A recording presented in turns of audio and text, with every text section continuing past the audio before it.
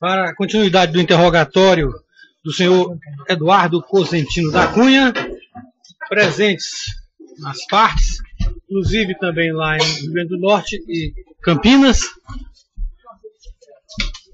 Senhor Eduardo Cunha, o senhor respondeu as minhas perguntas do Ministério Público. Pois não, Excelência. As perguntas do seu advogado. Pois não. E depois eu passarei para o doutor Marcelo Leal, que é lá do senhor Henrique Eduardo Alves. Por fim, os demais que se quiserem registrar as perguntas para o senhor. Pois não, Excelência. Doutor Délio Lins Silva Júnior, por favor. Pode começar. É. Tem que puxar o microfone. Falta o microfone. Esse aí. Esse aqui. Vocês querem Esse aí também. Esse aqui tá funcionando? Ele vai mais que isso aqui. Mas mesmo assim grava aqui. É bom tentar puxar aí. Aqui. Peraí. Deve ser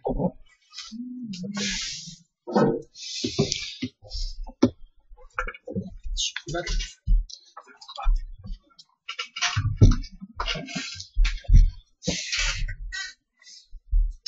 Excelência, enfim, muito do que eu ia perguntar já foi respondido, então sobrou realmente pouca coisa. Não vai ser nada perto dos outros dias, tá? Tranquilizo a todos. Sem pressa, doutor Délio. Estamos aqui para ouvir. Boa tarde aos colegas lá do Rio Grande do Norte e São Paulo. Boa tarde, doutor Délio.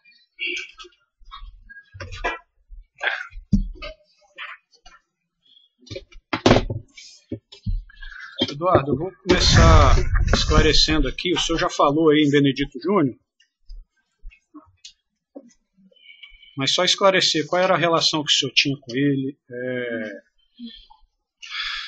Surgiu a informação de em 2010, teria havido um jantar com Michel Temer, Moreira Franco, na residência oficial da Câmara. Queria saber sobre esse jantar, se existiu, para que foi isso. Bom, eu conheço o Benedito Júnior já há muitos anos, não é de hoje que eu conheci o Benedito Júnior, acho que eu já conheci o Benedito Júnior há mais de 20 anos. Esse jantar, que eu já respondi aqui, o Benedito Júnior me avisou que tinha sido convidado pelo Moreira Franco para um jantar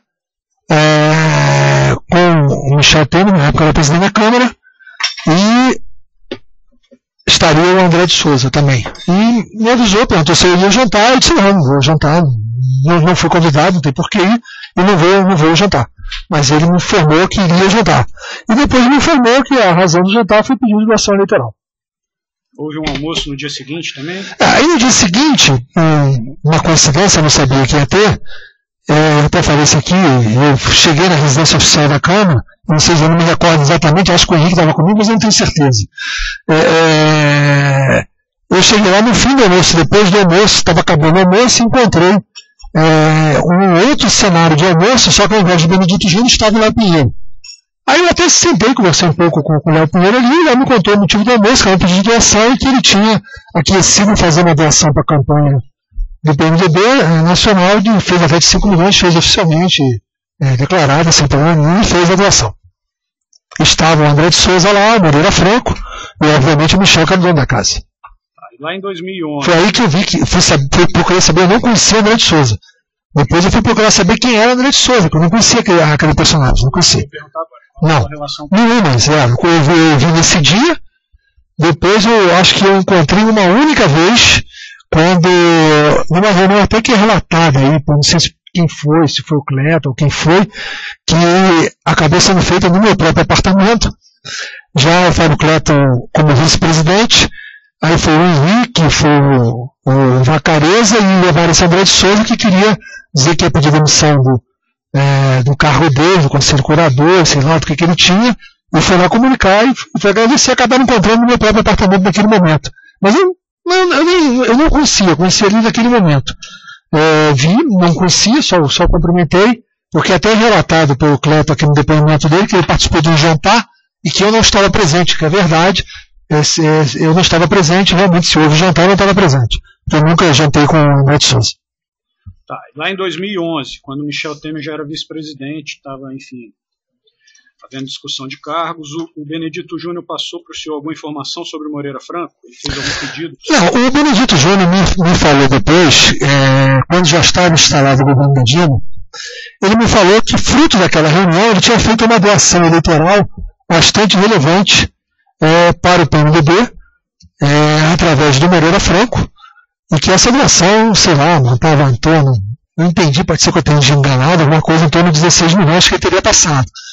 E o pedido dele foi que já que ele estava sabendo que ia ficar com o PMDB, na realidade ele disse o seguinte: você, se o PMDB for participar, não deixa Moreira Franco comandar, assim, enfim, alguma coisa contra o Moreira Franco, né? Naquela época, alguma palavra negativa sobre o Moreira Franco, foi isso. O senhor passou essa informação para alguém? Passei para o presidente Michel Temer, na época vice-presidente, comuniquei a ele que eu tinha sido procurador de júri, tinha me falado que feito uma doação vultosa através do Moreira Franco para o PMDB, e comuniquei isso a ele naquele momento.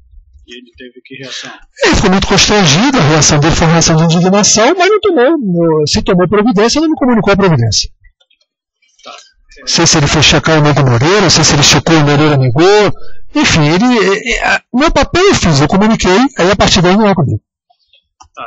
Sobre o Fábio Cleto, sobrou quase nada, agora eu não sei, tem uma pergunta aqui, Fábio Cleto ao Michel Temer, o senhor chegou a apresentar? Não sei se o senhor falou isso. Apresentei. Depois que ele tinha sido nomeado, na medida que eu o conheci, eu apresentei a Michel Temer. Depois que ele me conheceu, eu apresentei a Michel Temer. Para quê? Apenas para conhecer quem é a pessoa que tinha sido nomeada e que estava lá sendo atribuída ao PMDB. Apenas representação formal, uma audiência normal, 5, 10 minutos, só para conhecer, apresentei e pronto. Tá. A última pergunta sobre Fábio Cleto, sobre os tais encontros de vocês, que ele disse que era semanal, ele mesmo disse que não, o senhor já falou aqui sobre isso, mas só um ponto para deixar claro, o senhor falou também que dos encontros com ele participavam outros políticos. Vários. E também que ele teria contato com outros políticos. Né? Vários. Não, normal, e é absolutamente normal, não estou nem colocando nisso, não é ilícito. O que aconteceu é que eu tinha vários pedidos de deputados da bancada que queriam audiência com o Fábio Cleto. A maioria era pedido de instalação de agência de loteria. Essa é bem franca a verdade. E que, na verdade, o pessoal até achava que era a área dele, era e não era, porque tinha rede, enfim, tinha uma confusão danada. E aí, o que eu fazia? Eu reunia, geralmente quando encontrava o Fábio, eu mandava os deputados irem para lá para encontrar e para fazer os pedidos dele, para evitar deles saírem do quórum das votações, por causa de uma audiência, porque uma audiência não trabalha, ele sai, perde meia hora, o deputado volta, dá muito trabalho para o deputado isso, e geralmente essas audiências acabam coincidindo na hora que tem uma verificação de votação. Aí você precisa cumprir o quórum e não consegue cumprir. Então, isso é uma forma que eu fazia. Os deputados iam, vários deputados estiveram junto com ele em reuniões comigo, mas vários, do PMDB. Com outros deputados ele devia atender, devia receber, é um fato absolutamente normal. Ainda sobre Cleto, ele foi nomeado VIFUB, né? Sim. Houve alguma gestão para que ele fosse representante do comitê do FI? Nenhuma. Não há nenhum pedido do PMDB para nomeá-lo representante do comitê do FI. Isso é uma decisão do presidente da Caixa, Jorge Hereda, que ele alegou aqui que era a tradição essa que não foi mantida por Moreira Franco, porque era um antecessor que não era membro do comitê do FI, e tradição essa que não é ocupada pelo atual Delgino, que também não é representante do comitê do FI. Então, isso é uma decisão administrativa ou pessoal do presidente da Caixa que nomeou. Essa é a minha próxima pergunta, o senhor já falou.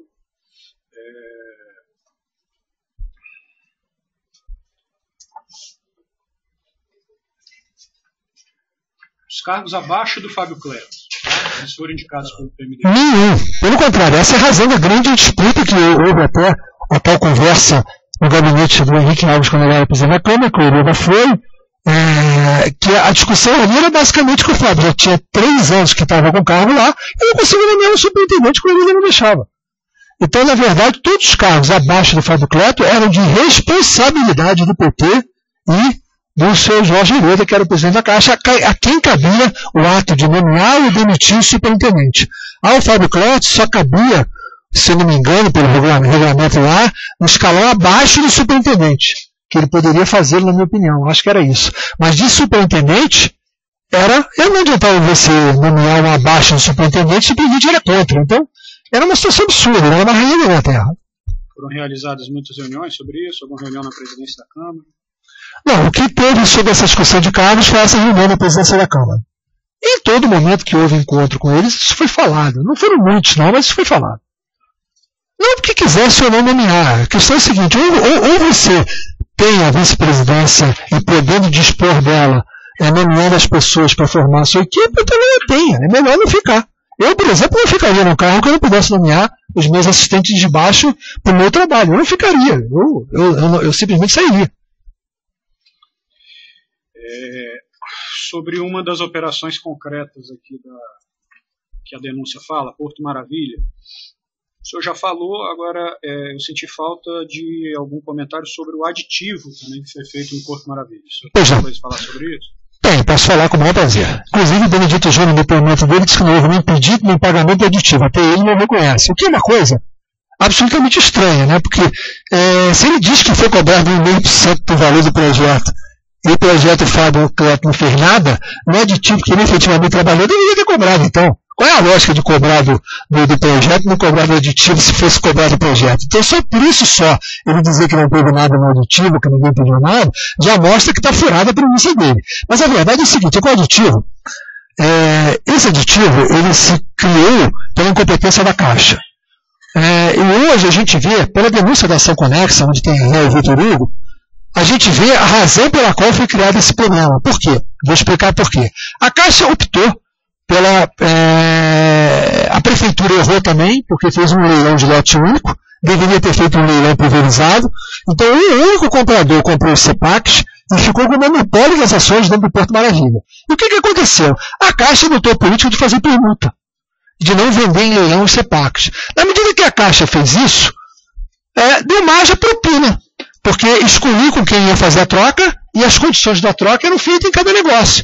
Na medida que tivesse leiloado publicamente como deveria ter sido feito, certamente não teria denúncia do seu Vitor Hugo aqui na ação conexa. Então, à medida que a Caixa fez isso, a Caixa não leiloou e fez permuta, porque aquilo é um fundo. Esse fundo, ele tinha que ser, de uma certa forma, autogerido, tinha terrenos da prefeitura, tinha um monte de coisa, e na medida que não se vendeu os CEPACs, não entrou dinheiro nesse fundo. Na hora que não entrou dinheiro nesse fundo, passou a ter necessidade de mais dinheiro. Acabou o dinheiro que tinha das compras originais de CEPACs, não tinha mais CEPAC para vender, então a Caixa tinha que fazer um aditivo, não tinha outro jeito. A Caixa criou a condição para ela ter que pôr mais dinheiro, e senão a obra ia parar. Eu ia ter que vender algum outro ativo para poder continuar a obra pelo fundo. Então, houve realmente tratativa de aditivo, aí sim todo mundo entrou e pediu, aí o prefeito Eduardo Paz me procurou a todo mundo, estava um caos, era um risco de parar as obras da Olimpíada com impacto na cidade do Rio de Janeiro gravíssimo.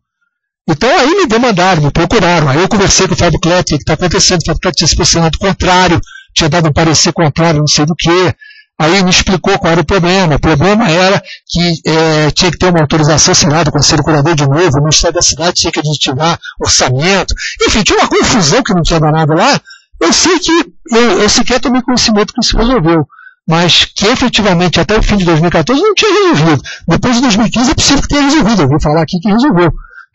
Acabou o Ministério da Cidade aditivando orçamento, acabou tendo uma série de situações e acabou se perfeitizando. Então houve um aditivo causado pela incompetência da Caixa e pela operação de querer fazer permutas de CEPACs a preços absurdos de permuta, mas com negócios direcionados. E o que aconteceu? O Porto virou um cemitério. Na verdade, jogaram fora um projeto e a crise acabou jogando aquilo no estágio que está hoje, a crise econômica, a crise do setor imobiliário, acabou piorando muito a situação. Mas eles não fizeram uma ocupação do porto como deveria ter sido feito, se tivesse pulverizado os CEPACs, leiloado lotes menores, aí permitir que outros que tinham interesse em construir no porto já comprassem o leilão originário CEPACs, isso teria tido outra performance daquela situação do que ficou com a Caixa monopolizando. A Caixa errou por interesse, que a ação conexa vai acabar chegando lá, por interesse escuso, na minha opinião. Porque essa permuta dá margem negociada. O senhor não teve participação? Nenhuma participação, ninguém me ofereceu nada, não pediu nada, não recebi nada, e nem o delator fala que pagou nisso. Então, é tipo de situação absurda, mas havia sim um interesse político de viabilizar isso, porque a crise estava instalada até de relacionamento dentro do Rio de Janeiro com o governo federal.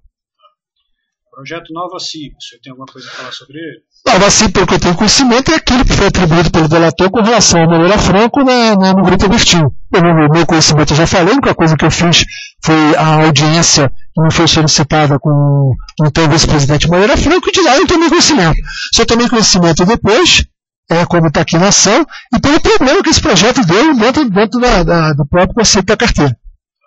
Assim como deu problema à rede de energia, que até falou aqui Marcos Vasconcelos na hora, esse projeto é um projeto escandaloso, e foi colocado, acabou tendo uma medida provisória para resolver o problema da rede de energia, para permitir que ela pudesse transferir o controle acionário sem perder a concessão da distribuição. Então são situações realmente absurdas. Marcos Vasconcelos, o senhor conheceu? Quando? Como? Teve alguma relação com ele? O que ele falou aqui sobre o ponto de relação que eu tive com ele não mentiu no número de contatos e na forma. Talvez ele tenha confundido a forma só. Houve realmente um jantar quando eu vi que era presidente da Câmara, que foram ele, Marcos Vasconcelos, o Antônio Henrique, que era o secretário do Ministério da Fazenda, que era presidente do Conselho de Administração da Caixa, o Gedel, diferente do que ele falou, eu acho que o Fábio já estava presente, mas, enfim, não tenho segurança. Foi um jantar institucional. Depois o Marcos Vasconcelos me pede uma audiência, eu recebi, se eu não me engano, na liderança do PMDB, e ele foi falar sobre o mal-estar que estava causando essa não eleição, essa perda da eleição que o Fábio Cleto teve na reunião do comitê, que foi uma rasteira, entre parênteses, entre aspas, dada por eles da Caixa, pelo Hereda e pelo Marcos Vasconcelos, querendo se eximir da responsabilidade, e nessa conversa, ele também me pediu coisas, não foi eu que não pedi nada nessa conversa. Ele disse que tinha um fundo que ele queria aprovar, um tal de fundo TRX, e que o Fábio estava muito contra, e que estavam contra, que na realidade é aquilo que o João Graça falou no depoimento dele aqui, era a terceirização do FI. Era passar por um fundo, um valor grande de recursos, as quase 2 bilhões de reais, eles acabaram aprovando, e esse fundo que contraiu esse investimento fazia o papel de FI contratando operações individuais. Então terceirizaram o FI para um fundo deles, um fundo baiano aí. Baiano, ele é da Baiana, enfim, chamado TRX. Eu acho que eu não me engano, foi 1 bilhão e 800 milhões de reais. E ele também falou da LLX, porque parece que a presidente Dilma tinha estado no Porto do Açu e havia demandado a Caixa pelo andamento daquela situação que tinha a ver com o Porto do Açu. Foi isso as coisas que ele falou nessa conversa. A última reunião que ele cita, que foi no gabinete do então presidente Henrique Alves, essa discussão foi mais de cargos. Foi a discussão dos cargos e a confusão da Petrobras, que eles insistiam, que eles estavam atuando pelo governo de querer aprovar a Petrobras e o comitê não passava. Depois ele mesmo disse que voltou atrás, que já tinha estourado Lava Jato e que não tinha sentido, enfim, foi isso que aconteceu. Esses 3 foram as 3 únicas vezes que eu encontrei o Sr. Marcos Vasconcelos, e isso ele falou a verdade. E o Jorge Hereda?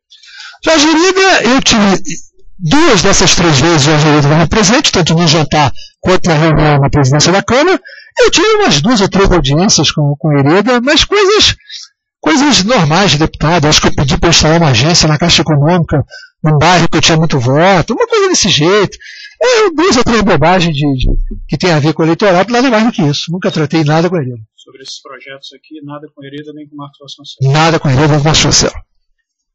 Marcos Vasconcelos chegou a pedir alguma vez apoio para o senhor em algum desses projetos? Pediu nesse que eu falei, nesse fundo TRX e na própria LLX.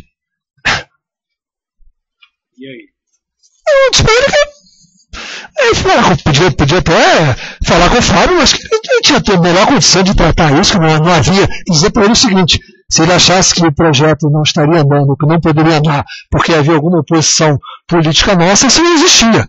Ele tinha que tratar como ele fala, no nível técnico, e vencer as resistências técnicas que poderiam haver. Mas eu não fiz nenhum movimento a partir da ponderação dele. O senhor falou em LLX, era uma que eu ia perguntar. Houve alguma situação especial, ilícita, relativa a LLX? Não, apesar do seu Fábio Cleto colocar na planilha dele, dizer que recebeu da Carioca, apesar de não estar na denúncia, efetivamente não tem nada que eu conheça. Em primeiro lugar, o Sueco Batista veio aqui, negou. Depois aqui, negou. Segundo lugar, a minha relação com o Sueco Batista é uma relação com o Sueco Batista, 2, 3 vezes com ele, coisa institucional, nada demais. É verdade o que ele falou, que eu peguei uma carona com ele no voo de Brasília por isso, é verdade. Mas do jeito que ele falou, é verdadeiramente. Tinha até um jornalista no voo, o Jorge Judeu, que na época era do Globo, estava no voo também. Eu me sentei realmente atrás, quase nem falei com ele nesse voo, é verdade. Então não tinha nada demais. E tive que ir umas 2 vezes em eventos institucionais. Não tem nada. Acho que eu participei de um jantar com ele, acho que no próprio restaurante dele, no Misterlan, enfim.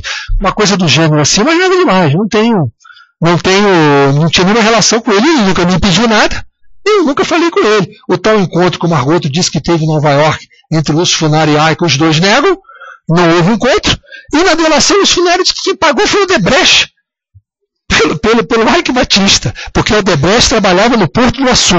Bom, a Odebrecht não trabalha no Porto do Açu. Em segundo lugar, o Odebrecht negou, isso não está na delação dela. E também não faz parte da denúncia. Então, enfim, não tenho o que falar de LLX.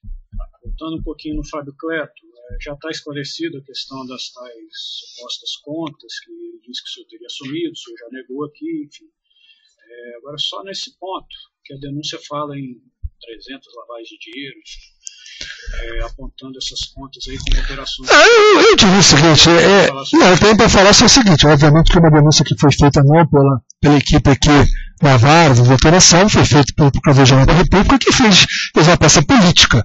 Ele mesmo coloca na peça que os pagamentos das contas pessoais do Fábio Cleto eram feitos no dinheiro que o Fábio Cleto tinha deixado com o Lúcio Funaro, pagou conta de telefone de R$200, aí colocar 300 lavagens na denúncia nas contas pessoais do Fábio Cleto, pagas pelo Lúcio Funaro, reconhecido por ambos do dinheiro dele mesmo, é só um jogo político do Procurador-Geral, ex-Procurador-Geral, para tentar botar na mídia que eu estava denunciado por 300 lavagens. Não tem outra explicação. É só um jogo de cena para a mídia. O senhor teria ideia que esses valores poderiam, de alguma forma, ser isso?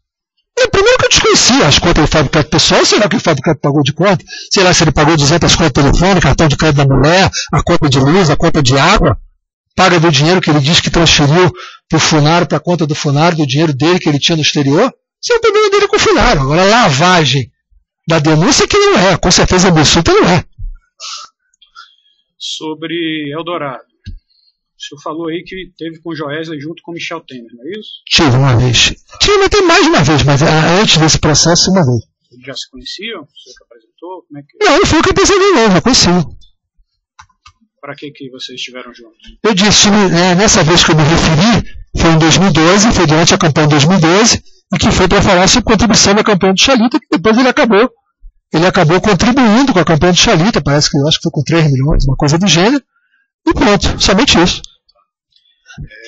Tanto que aí tem uma situação que saiu em umas mensagens com o Henrique, aí dizendo que justamente o Henrique tinha pedido o dinheiro de contribuição do Michel, aí entrou no PMDB, aí o Henrique achou que era para ele, aí se até uma história, vai dar M com o Michel, esse dinheiro é da campanha do Chalita. Então essa mensagem tem a ver com isso, que o Henrique achou que o dinheiro que tinha entrado da JBS dentro do PMDB poderia ser a doação que tinha sido prometida para a Prefeitura de Natal. E, no entanto, é a doação da campanha do Chalita que já estava, porque às vezes o dinheiro entra no Diretório Nacional, ele não entra dizendo vai para a campanha tal ou tal, ele entra. A gente tem que se informar que entrou o dinheiro e tem que buscar qual é o destino do dinheiro. Então esse é um trabalho que muitas mensagens que tem aí, que atribuem ilícitos, é perguntar, não, você está mandando 500 para o diretório do PMDB para quem? Tem vários diálogos meus aí que saíram na mídia, eu perguntando, você fez essa doação de 500, para quem é essa doação? Para a gente poder identificar e poder passar para quem foi o doador que quis dar. Então isso aconteceu muitas vezes. Então essa conversa que vai dar M com o Michel, não tem M, simplesmente que a contribuição era a contribuição da campanha do Chalita, que o Henrique naquele momento fez confusão, achou que poderia ser para ele, e eu disse, não pode usar isso. Listas, tudo na conta do PMDB. Sobre Eldorado, só para esclarecer um pouco, que houve uma negativa inicial, depois uma reformulação do projeto. O que o senhor sabe esclarecer nesse ponto? Eu sei que fizeram um projeto e, pelo que eu sei, não existe a tradição. Foi até citado aqui um precedente da Uzi Minas, até bom se mandar verificar isso. Mas foi um projeto que era de uma área industrial, que não é aquilo que pelo que eu tomei conhecimento, o EFIT tinha um jeito de financiar. Aí levou por isso. Aí travestir o projeto, remodelar o projeto, para poder atender a parte de saneamento, logística, sei lá o que, enfim, um saneamento privado. Aí tem aquela discussão, pode colocar no saneamento privado? Aí o Marcos Vasconcelos defendeu aqui, não, é saneamento privado, mas na medida que financia o saneamento privado, você está desocupando da rede pública e atende a rede pública também. Então, enfim, há versões. Mas na prática foi uma coisa que, no meu entender, inédita. Tinha dificuldade, sim. Tanto que foi um negócio muito, muito reído, tanto que demorou para sair. E tinha essa dificuldade toda. Por isso que ele teve dificuldade. E não teve uma votação unânime. É bom até, Tardelli, até esclarecer aqui o seguinte. Ele teve o apoio da Fazenda, mas o representante da Fazenda votou contra. O Marcos Alceli votou contra, pelo que eu vi aqui. Só que o Marcos Alceli foi substituído depois pelo secretário executivo do Ministério da Fazenda. Aí o ex-ministro Mânica fala aqui que quem não sabia quem era nomeado, porque era o terceiro escalão que nomeava. O terceiro escalão vai nomear o segundo? Vai nomear o secretário executivo do Ministério? Não tem lógica. É óbvio que tinha participação e conhecimento do ministro da nomeação e o nome definia. É óbvio. Você não nomearia o número 2 dele, secretário executivo, que substituiu ele no Ministério. Aí entrou o Diogo de Oliveira depois que o Marcos Alceli tinha votado contra, para o Ministério ter um certo controle da posição real daquilo. Nesse projeto, depois dessa primeira negativa aí, houve pedido do Joesley a outras pessoas? Ele pediu a todo mundo, até porque, pelo que a gente vê aí, o FI tinha influência em vários partidos. Tinha o PT com os sindicatos com o governo, tinha o PDT com o Ministério do Trabalho, tinha o PP com o Ministério das Cidades. Todos eles votavam no FI. Tinha o Ministério de Indústria e Comércio, que eu não sei quem na época estava não influindo. Havia influência partidária. O Joelho, mas que pediu para todo mundo. Eu acho que qualquer um que apareceu na frente dele, ele pedia pelo projeto. Nem saber se podia ou não fazer alguma coisa. Todo mundo aí, o senhor citaria alguns? Eu cito que pediu a mim, pediu o Henrique do Almoço, pediu a Michel Temer, mas ninguém tomou um gesto que possa, porque todo mundo sabendo que é um comitê, ele tinha que pedir. Agora ele não pediu só a gente, não. Pediu o Ministério da Fazenda, ele pediu a todo mundo. E depois saiu. Depois saiu para uma votação. As atas aí vão trazer uma votação reunida, disputada, discutida. Não estou dizendo que o financiamento é ilegal, não. Não estou entrando nesse mérito, não, entendeu? Pode ser absolutamente legal. Eu acho que é um investimento, gerando emprego, está gerando renda. Não é por aí, mas eu só estou colocando em função da acusação que existe no processo. Fábio Cleto, na delação dele, falou na troca da conta dele no Julius Baer, para evitar que retaliações do Lúcio. O senhor tem alguma coisa a falar nesse ponto aí? Eu sei, eu não sabia nem da conta dele no Julius Baer, que dirá de retaliação. Ele já tinha relação de contas no exterior com o Lúcio Funari, tanto que ele transferiu da conta dele para outra conta. Eu acho estranho ele dizer aqui que encerrou a conta para que pudesse, como ele ia entrar na Caixa com medo de ser descoberto, e depois, um ano depois, ou 6 meses depois, ele abre outra conta. Quer dizer, aquela primeira tinha medo de ser descoberta, a outra não tinha. Então ele já abriu com intenções outras.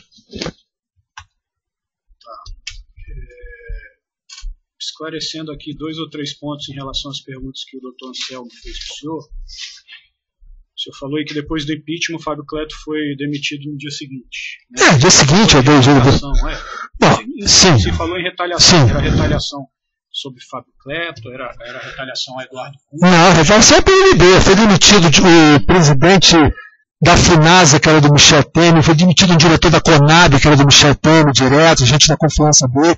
Tiveram algumas demissões do PMDB. Não foi a Eduardo Cunha, foi ao PMDB. Ali passou a ter uma loucura. Não foi uma demissão só, não, foram várias. Se falou aqui também nos aplicativos que o senhor utilizaria para conversar com as pessoas. E aí se falou em Lúcio, Vic, e não sei mais alguns aí, que eu, enfim, nessa parte eu sou bem leigo. Esses aplicativos aí, o senhor tratava só com o Lúcio? Era não, com ele? Não. Tinha pessoa que gostava de comunicar no Vic, tinha pessoa que gostava de comunicar no Telegram. Até com jornalistas, no Vic, no Telegram, eu falei. Tinha gente que gostava do WhatsApp. Muitos falavam no WhatsApp. Tem gente que falava em BBM, que eu tinha BBM.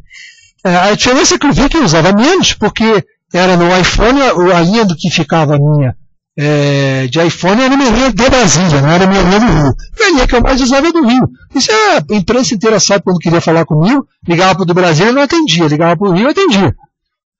Se falou também em o senhor utilizar avião de empresários. Sim. Havia alguma contrapartida com alguma utilização? Nenhuma contrapartida. Nenhuma contrapartida. Com esse processo? Nenhuma. Absolutamente apenas um gesto, e só usei para exercício do mandato. Não foram assim tantas vezes, mas foi. Usei em alguns momentos, como pedi para o Gedel, para o pai dele doente, como pedi para o Henrique, que eu já relatei aqui. Não foi só para mim utilização. Tá. E Falou-se também nas operações financeiras de vocês, que o senhor fazia junto com o Lúcio, falou-se no tal do anexo 4, né? Como é que funcionava direito? Não, veja bem, é bom deixar isso bem claro pelo seguinte. Eu fazia as operações com o Lúcio, na verdade, ele podia, na hora que eu fazia, que eu não tinha fiança para poder dormir com uma operação grande, eu ia praticamente sócio da própria operação. Às vezes tinha dia até que não cabia a minha decisão de qual era a forma como ele ia usar a operação. Eu não falei, põe a operação no seu anexo 4. Às vezes ele botava a operação na própria conta dele, normal aqui, do Brasil, que ele tinha, normal. Às vezes depois eu fui saber que ele botava muita coisa no anexo 4. Muita coisa que eu estou colocando aqui, informando, são coisas que eu soube depois, não coisas que eu sabia previamente. Eu estou apenas, o que eu quis fazer foi historiar os fatos todos e colocar como se deu. Não que necessariamente eu tenha sido, digamos assim, o causador da forma de ser. A decisão sobre como fazer não era minha, ela era dele. Para encerrar aqui, falou-se no Álvaro Novis, do vereador Odebrecht. Você conhecia? Não conheço o Álvaro Novis. Tinha alguma relação com ele? Nenhuma. Não sei quem é, sem passar na minha frente, não sei quem é. Você operava com algum doleiro? Não. Excelência, cumprindo minha promessa.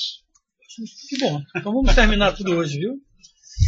Doutor Marcelo Leal, com a palavra para as perguntas, ao interrogando Eduardo Cunha. Mas eu não tenho perguntas, obrigado. Tudo bem. Doutor Delmanto, doutora Maris. Sem perguntas, excelência. Doutor Bruno Espinheiro. Muitas perguntas, excelência. Você vai praticamente só registrá-las. E assim seja, excelência. E assim seja. Doutor Marisei. Certo. Doutor Marisei. Sim, por favor, pode falar. Você traduz. Eu tenho uma consideração a fazer sobre esta hipótese de registro de perguntas. Posso fazê-la? Pode, mas... Eu respondo a Vossa Excelência, não é problema. Eu acho que... Eu vou deferir, doutor. Mas assim, pode fazer, fica apenas num campo doutrinário, talvez, se eu queira fazer, mas eu vou deferi-la já, digo de antemão, para que ele possa registrar. Doutor Marisei, eu gostaria de me opor no que diz respeito ao registro das perguntas e faço por uma questão processual e quero dizer que eu faço com todo respeito ao meu colega Bruno Espinheiro, que é um brilhante advogado, a qual eu nutre o maior respeito. Mas o interrogatório do réu, nós sabemos que do ponto de vista processual, ele tem natureza dúplice. Ele é, por um lado, um ato processual, mas ele também é instrumento de defesa. É um momento da defesa pessoal do réu. Ora, se a Constituição Federal garante o silêncio ao réu, se mais do que isso, como corolário dela, e também por força do artigo 8º, 2, a linha G, do Pacto de São José da Costa Rica, o réu não está obrigado a produzir prova contra si mesmo, o interrogatório não pode servir para que a acusação, ou o réu delator, ou quem quer que seja, utilize o instrumento de defesa como forma de acusação, sob pena de violação do princípio do nemo tenente CDTGR. A mais, o Código de Processo Penal, ele estabelecia até a mini-reforma de 2003, promovida pela Lei 10.792, de 1 de 12 de 2003, ele estabelecia, no artigo 191, o seguinte: consignar-se-ão as perguntas que o réu deixou de responder e as razões que invocar para não fazê-lo. Ora, o motivo pelo qual o artigo 191 foi expurgado do Código de Processo Penal pela Lei 10.792 de 2003 foi pela sua flagrante inconstitucionalidade. Ora, a lei ela não tem palavras inúteis. Se antes a lei dizia expressamente, trazia a possibilidade de consignação das perguntas, e o legislativo retira esse artigo do Código de Processo Penal, eu só posso entender que está se dizendo de que, se antes era permitido, agora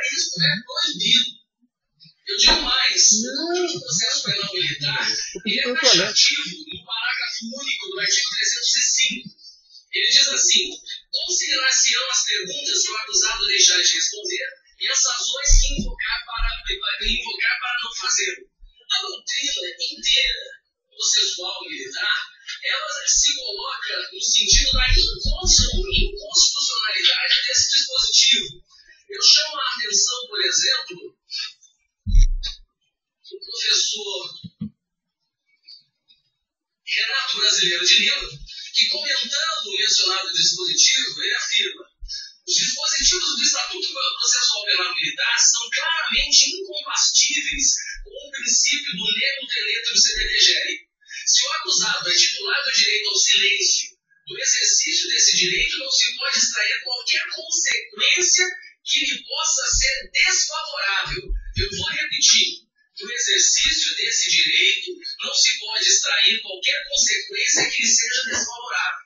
Caso o acusado invoque seu direito de ficar em silêncio, não pode o magistrado ficar fazendo perguntas uma após a outra, consignando as perguntas que o acusado deixa de responder, como se o acusado estivesse cometendo uma irregularidade ao negar as respostas.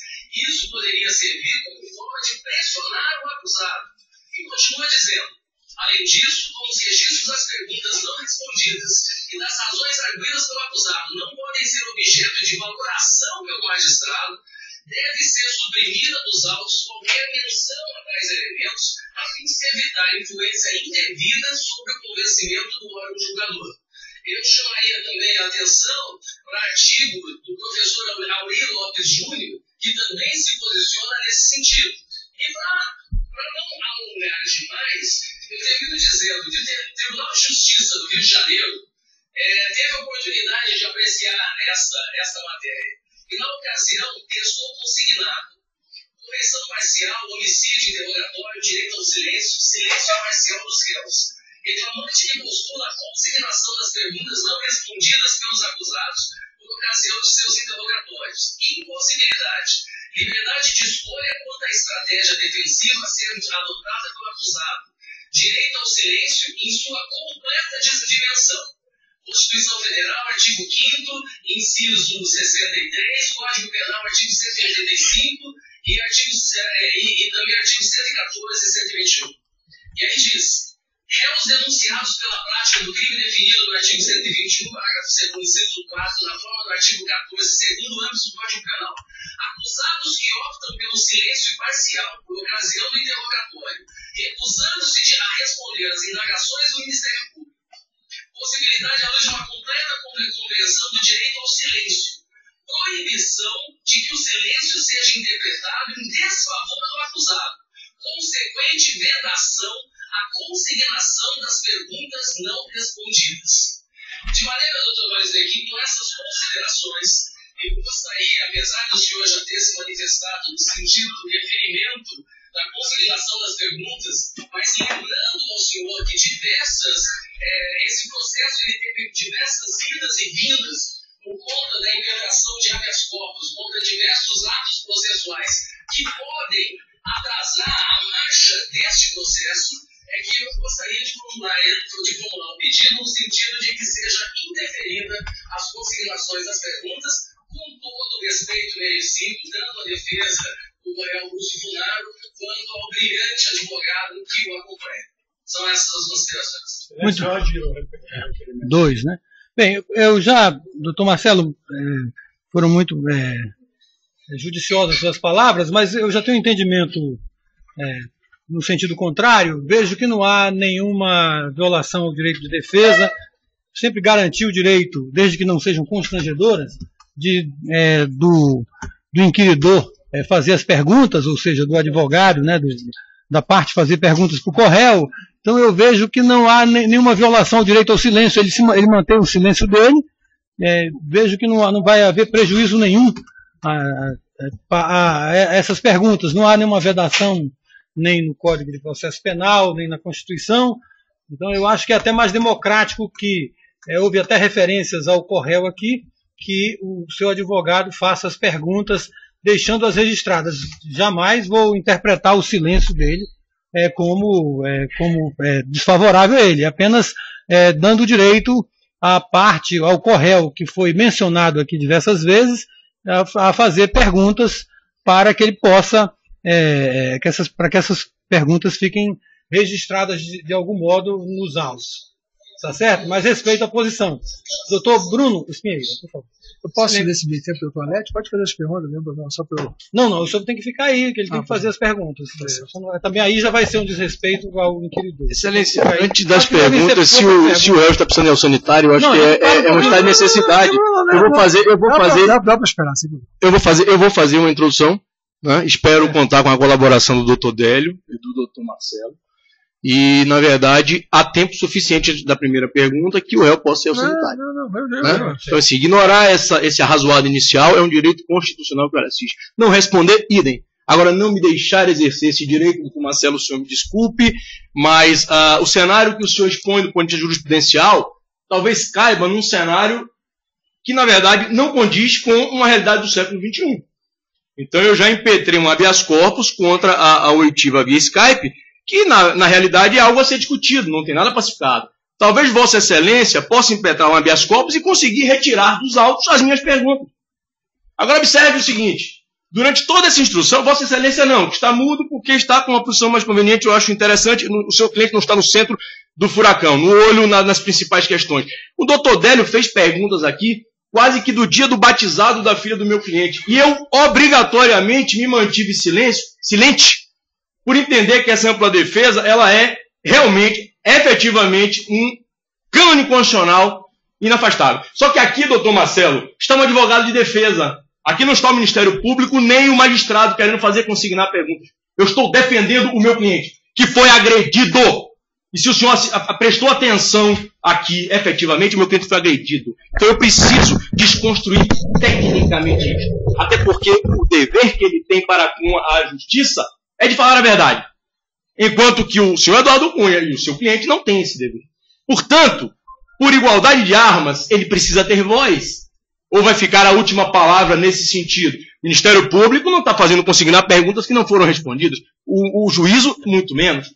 Então, fazer consignar que o doutor Valigem talvez seja um dos juízes mais democráticos e garantistas que eu já vi, independentemente da sua mão forte em medidas outras de decretação de prisões, etc., mas isso é um juízo pessoal, mas na prática do procedimento, eu não tenho o que dizer. E, ao fim e ao cabo, a jurisprudência que Vossa Excelência provavelmente vai provocar, se funcionar em definitivo, no sentido de cabia ou não cabia consignar, estamos todos aprendendo. Agora, Vossa Excelência está diante de uma dinâmica totalmente distinta, num cenário totalmente novo no processo penal, para aquilo que tem de ruim e de bom. Porque eu também não gosto de muita coisa que tem nesse processo penal moderno. Mas, acima de tudo, eu estou exercendo a ampla defesa, sim, senhor. E eu não posso admitir que quem quer que seja cerceie, até porque, repito, passei horas e horas ouvindo histórias da carochinha sem poder me resignar. Então agora é hora das minhas histórias da carochinha consignadas e, eventualmente, depois riscadas, se for o caso. Ou, evidentemente, o ilustre juiz não fará uso disso se efetivamente não tiver corroboração probatória nos autos. Mas querer cercear este meu direito, este meu ganha-pão, doutor Marcelo, nem o senhor nem ninguém fará.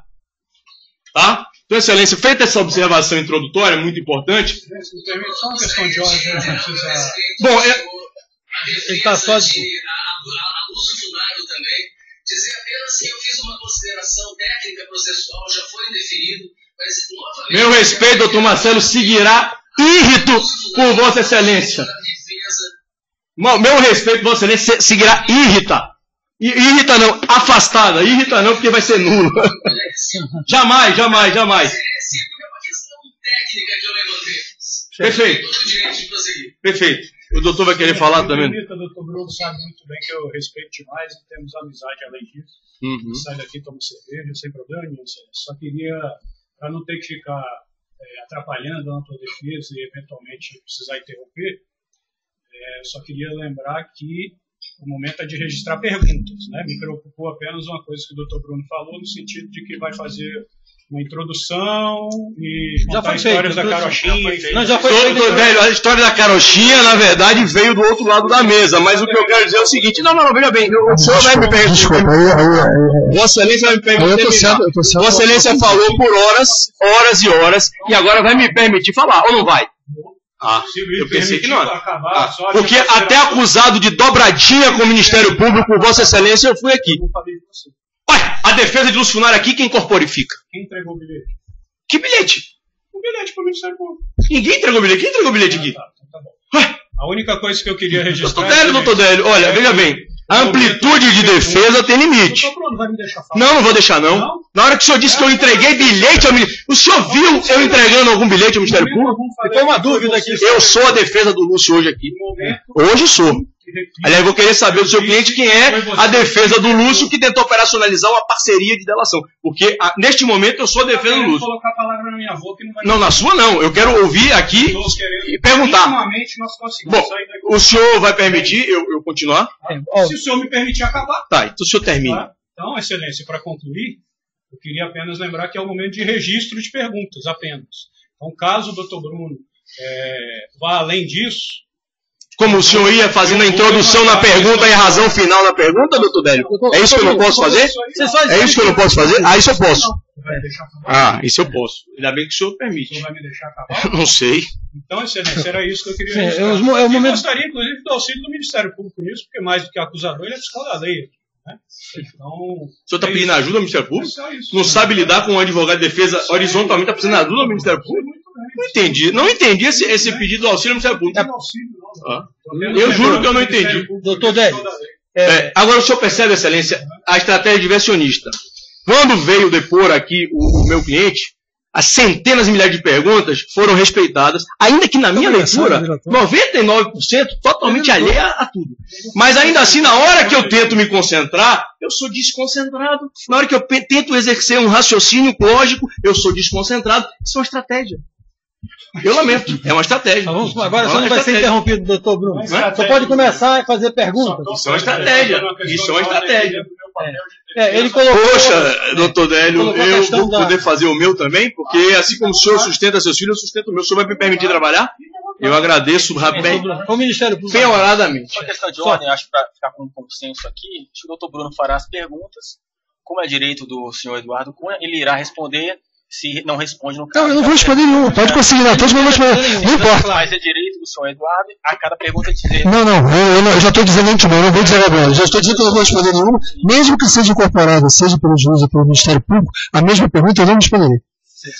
Um direito também. Um direito, mas eu consideraria mais técnico se em cada pergunta fosse... Não, eu já estou dizendo de antemão que eu não vou responder.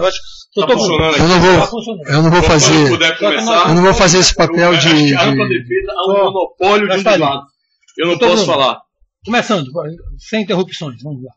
Excelência, o interesse público é atendido com a presente proposta, tendo em vista a necessidade de conferir efetividade à persecução criminal de outros suspeitos e réus, bem como de ampliar e aprofundar em todo o país as investigações em torno de crimes contra a administração pública, contra o sistema financeiro nacional, contra a ordem tributária e de delitos de lavagem de dinheiro e daqueles praticados por organizações criminosas, inclusive no que diz respeito à repercussão desses ilícitos penais na esfera civil, atos de improbidade tributária e disciplinar. Ressalte-se que, não obstante o objetivo acima descrito, o acordo ora firmado circunscreve-se ao âmbito do inquérito 224505, sendo que nos demais procedimentos ou processos relativos à pessoa de Lúcio Bonner Funaro será levado pelos signatários ao conhecimento do Procurador da República, com atribuição mais especificamente no que se refere à eventual ação penal por crime de sonegação fiscal, à sua disposição de colaborar com toda e qualquer investigação que se relacione direta e indiretamente à sua atuação no mercado financeiro. Excelência, isso aqui é a colaboração do Lúcio. Ao contrário do que ele foi acusado de ter furtado informações, aliás, furtado já é uma outra pergunta com relação a uma acusação de furtar-se anexos na PGR. Com relação à colaboração de 2005. Exato. Onde ele está circunscrito e que tentou-se a todo custo, porque na verdade uma representação na PGR é o foro adequado. Vossa Excelência, um democrata, permitiu que fosse discutido à exaustão a rigidez da antiga colaboração do Lúcio. Vossa Excelência permitiu. Não era o foro. Vossa Excelência sabe que aqui não era o foro para isso. E foi discutida. Mas está aqui os limites. Então, assim, uma premissa importante. Tudo que foi perguntado e descredibilizado está aqui para reforçar que, dentro dos limites do que foi pactuado, e detalhe, 2005 não havia a lei de organização criminosa. Então, é um outro formato de colaboração. Não se pode exigir o mesmo formato que hoje se evolui a cada dia. Isso é importante. Esse é do mesmo. Exatamente. Isso é importante ficar registrado, Excelência. Agora, por questão de lealdade também, Vossa Excelência tem pedido que se faça a juntada por petição. Eu estou com alguns documentos que me parecem fundamentais. Não, pode juntar agora. Se a dinâmica for esta, eu farei agora. Não, pode ser Não é? agora. Muito bem. Então, assim, primeiro que esse termo de colaboração ficará juntado essa cópia agora, desde já requeiro, estou juntando. A segunda é o seguinte, se o bilhetinho que o doutor Délio fez referência é isso aqui, que estava na mão do meu cliente, trata-se, excelência, que eu estou juntando. É por isso que eu quis levantar. Questão de ordem.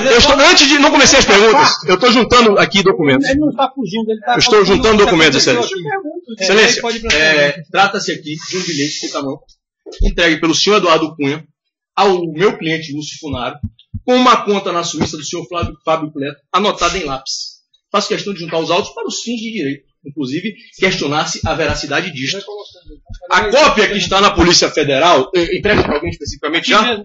A cópia que está na Polícia Federal, que o meu cliente afirma que há uma anotação do senhor Eduardo Cunha, está aqui também a cópia. O original, com certeza, terá que ser requisitado ao doutor Cajado, que está com ela. Juntar os autos. Eu quero juntar também, excelência. Isso aqui foi retirado. Pode, claro. Foi retirado da agenda do senhor Bertin, uma busca e apreensão, que coincide com doações de campanha. Não pode falar. Perfeitamente adaptadas e ajustadas à agenda do Lúcio, à planilha do Lúcio. Foram apreendidas na agenda do senhor Bertin. Tá? Gostaria de fazer juntar. E também fazer juntar essa anotação aqui em cópia, a mão do Henrique Constantino, que fala de um acerto de R$1 milhão. Eduardo Cunha também gostaria de fazer juntar os autos.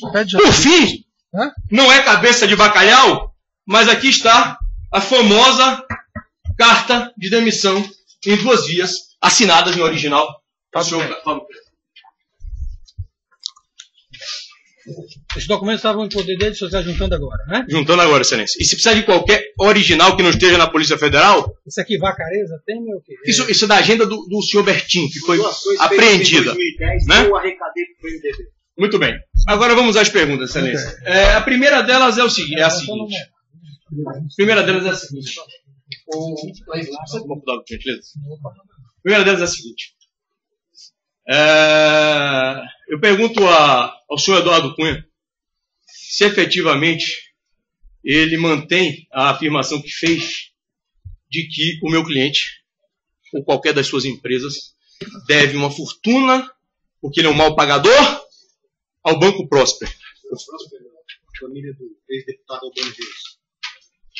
Sim, que por acaso este documento... Que a dívida que a família do Albano Reis tinha... É esta aqui. Tem certeza que é isso aqui? Tá. Para ele pode, não pode... eu só quero saber, aqui eu tenho uma quitação do Banco Próspero, que seria para quem haveria um débito, estou explicando para contextualizar, atribuído ao meu cliente, que deveria, a quem não paga ninguém, a essa família do deputado Albano Reis.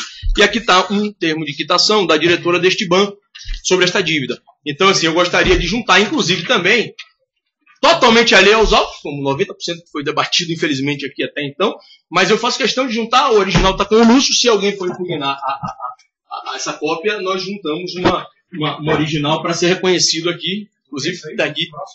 Que teria essa quitação em aberto da tal dívida que o seu cliente afirmou que o Lúcio tinha por conta dos débitos com os filhos do deputado Albano Reis.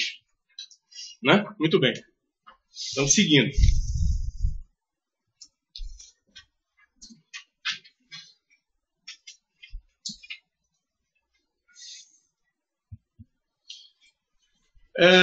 Eu quero saber do ex-deputado Eduardo Cunha, que afirma que nunca teve qualquer tipo de conta corrente com o meu cliente,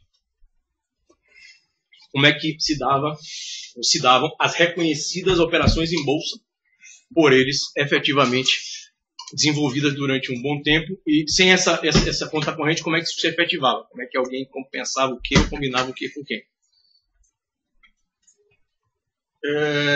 Queria saber também por que a American Express Europa cancelou o cartão de crédito do depoente. Quero saber também se o filho do depoente ou foi sócio do deputado Alexandre Baldi. Se o depoente confirma que recebeu R$1 milhão de acerto com o Henrique Constantino em 2012 aqui em Brasília. Bom, na linha de tentar abalar a credibilidade da colaboração do meu cliente, afirmando que o Lúcio praticamente era um nada, que ele não conhecia ninguém, que ele nunca fez nada e que, convenientemente, muitas vezes era um maluco também. Um maluco oportuno para quando é conveniente. Então as perguntas são, esse tal maluco teria apresentado o senhor Ricardo Sérgio de Oliveira para o depoente? E o senhor Henrique Borenstein, maior acionista pessoa física do Bradesco? E o senhor Carlos Gereissati, um dos maiores empresários do país, maior dono de shopping centers no Brasil? Teria apresentado o senhor Nadinar, um dos mais conhecidos investidores do Brasil? O senhor Joesley Batista, o senhor Natalino Bertin, o senhor João Alves Queiroz Júnior, dono da Hipermarcas, e o senhor Henrique Constantino. E grande parte deles, inclusive, doadores de campanha do ex-deputado. Registrar, e aí, né, Vossa Excelência, isso não cabe bem como uma pergunta, mas foi imputado ao Lúcio irregularidade diante do senhor José Oswaldo Morales. É importante ficar claro que na nexo patrimonial da colaboração dele está perfeitamente delineada essa realidade e essa relação com o senhor José Oswaldo Morales. Também queria saber do ex-deputado se ele confirma que o valor do flat comprado por Vampeta foi realmente, diante de Vampeta, foi 995 mil como consta da escritura, ou se foi pago algum valor por fora do que é registrado. Importante também deixar claro que tudo sobre a CEBEL foi juntado, entregue ao Ministério Público pelo senhor Lúcio. Queria saber do senhor deputado se ele recebeu depósito em sua conta Glorieta LLP na Merrill Lynch, proveniente do Funaro. E a propósito, se Sua Excelência, né, falou algo a respeito de se buscar contas, que é algo que ele tem, e o Lúcio, na verdade, deixou aberto às autoridades brasileiras absolutamente tudo que fosse referente a ele, a sua família, e assinou um acordo que quebra do sigilo da conta. Quebra o sigilo dele, essa conta fatalmente vai aparecer da Glorieta, do Banco CBC New York, Trend Bank Antigua e Credit Suisse. Se o ex-deputado sabia que operava via anexo 4, como admitiu em juízo, e que fez essas operações cometendo crime, né? Porque esse tipo de operação só pode ser usado por investidores estrangeiros. Afirmou que o Lúcio não teria dado dinheiro ao ex-deputado Henrique Alves. Se ele realmente confirma isso, se ele tem como confirmar que isso nunca aconteceu. O aplicativo VIC está claro, que o deputado já reconheceu que utilizava com várias pessoas, inclusive o Lúcio, enquanto a BBM, o Lúcio não usa desde 2014. Por isso que não tinha recado. Sim, não há recado, porque o VIC destrói tudo. Não, o recado dele na minha vida. Isso, mas já não tinha recado porque o VIC não apaga a mensagem. Como é que ia ter recado? Foi mencionado também a TAM, o Lúcio, a relação com a TAM. Na verdade, fica claro que o Lúcio recebeu uma indenização por acidente de um avião dele. Então não tem nada que o Ministério Público vai descobrir com relação a TAM. Agora, o que é importante? E aí entra o interesse do advogado que nos fala, doutor Délio, porque se estivesse na minha cadeira, o senhor talvez fizesse essa pergunta também. O seu cliente afirma que uma pessoa de nome Tony Garcia seria intermediário de um advogado Lúcio para fazer uma delação conjunta. E eu queria saber quem é esse advogado. Porque esse que está aqui, com certeza não é. Mas vamos lá. Desde 2006 foi afirmado que o ex-deputado não janta com o Lúcio, mas em 2014 o ex-deputado teria jantado com o Lúcio no Rio de Janeiro, na casa de Arthur Pinheiro Machado. E em 2016 ele teria almoçado na casa, 2016, na casa do Lúcio Funaro com o senhor Carlos Gereissati, além de ter recebido doações de campanha, né, assim como o ex-deputado Henrique Alves. 2014, desculpa, 2016 não, eu queria aqui. Se o ex-deputado almoçou com o senhor Lúcio Funaro, Delfim Neto, Nádia Narras, Eurípides Moura, em 2014, na casa de... Esse é 2016 mesmo? Então foi antes de julho. Na casa de Nádia Narras, em São Paulo, foi afirmado aqui de uma busca pensão no apartamento do pai do Lúcio. O pai do Lúcio mora numa casa. Né? Então, assim, complicado usar o nome de um parente, né, fora de contexto. 2015, café da manhã com o Lúcio. Foi a última vez, mas em 2016 com o advogado Marcos Joaquim. Será que o ex-deputado teria se reunido também? Na base aérea com o presidente Michel Temer, né? O próprio presidente reconheceu em nota de palácio, né? Agora, qualquer dúvida, evidentemente, as câmaras de circuito interno da Infraero podem desfazer esse equívoco. Queria saber também do ex-deputado quem marcou o almoço do ex-deputado com o presidente do Paraguai e quem teria pago a despesa do voo para o Paraguai. O ex-deputado afirmou que dos currículos apresentados tinha um do senhor Aldo Galeano Júnior, que aí ficou a dúvida. Eu ia perguntar ao ex-deputado se é um policial civil. Como é que ele ia ser diretor da SEF? Sem demérito, mas não sei se havia currículo para isso. Né? Se o ex-deputado afirma tanto e tenta hoje se desvencilhar do Lúcio, né? Se ele estava afastado tanto, por que ele pediu ao Lúcio para ajudar o Chalita? Eu não consegui entender também, queria uma resposta. E para quem acusa o Lúcio tão ruim de serviço, conviveu muito tempo, mas... Eu queria saber também a relação, não ficou muito clara essa relação do ex-deputado com o Altair Alves. E se sabe informar a razão do senhor Altair ir com tanta frequência ao escritório do Lúcio. Né? E queria saber também quem foi que convenceu o Lúcio a se candidatar a deputado federal por Pernambuco. Porque assim, se o Lúcio era tão ruim de serviço, se fosse bom então ia convencer a candidatar a presidente da República. O depoente afirma que Zequinha alugou um flat para o Altair em São Paulo. Eu ia perguntar ao deputado se ele tem prova disso, dessa afirmação. O senhor falou também, senhor deputado, que o Altair tem empresa de exploração de mármore e granito no Espírito Santo. E aí eu ia perguntar se o senhor sabe se ele vende pedras para o AES e Odebrecht. Queria saber também se o senhor encontrou com o Gedel Vieira Lima na base aérea de São Paulo com o Lúcio Funaro em 2015. Se o senhor tem conhecimento que o senhor Henrique Constantino confirmou pagamentos da Vale para o seu site, mas me parece que o senhor mencionou alguma coisa nesse sentido, um acordo de leniência na 13ª Vara de Curitiba, a Vara Federal. Eu também queria saber, né, e aí é interesse evidentemente do Lúcio enquanto credor, que o ex-deputado afirmou aqui que depois de bloqueado o seu dinheiro, que ele iria ressarcir o Lúcio de todos os pagamentos feitos por ele em seu benefício. Eu queria saber quanto remonta esse montante pendente de pagamento ao Lúcio. Enfim, gostaria de saber também com relação ao Zabo, ex-diretor da SEDAI, qual é a relação do ex-deputado. Queria também saber a relação com Andréa Légora, ex-secretária de Itaboraí, com Daniel Dantas também. Se o ex-deputado tem conhecimento que o Lúcio doou em torno de 5 milhões de reais para a campanha de Sérgio Cabral, o governo do Rio de Janeiro.